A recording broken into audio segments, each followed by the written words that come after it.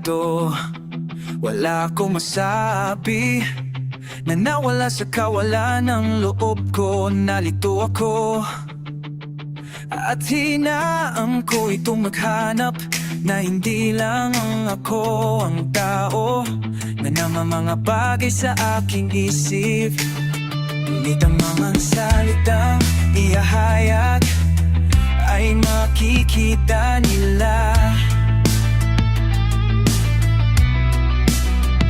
ay ang tanging tunay na bagay na pakiramdam ko ay ang mata ko walang mawawala. Suplado lang ko angat ng iisa at ang sarili kong may kasalanan. Kasalanan ko. Gusto kong gumaling, gusto kong maramdaman kung ano sa tingin ko ay hindi kailanman. Oo, gusto kong ilabas ang sakit na aking nararamdaman. Gusto kong gumaling, kung maramdaman para akong malapit sa bagay na totoo.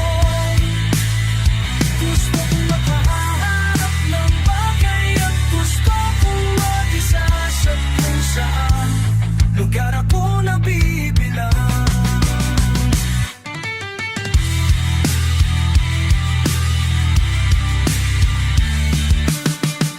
Hindi ko nakilala ang sarili ko hanggang sa gawin ko ito sa sarili ko. At hindi ko maramdaman ang kahit ano pa hanggang sa maghilom ang sugat ko.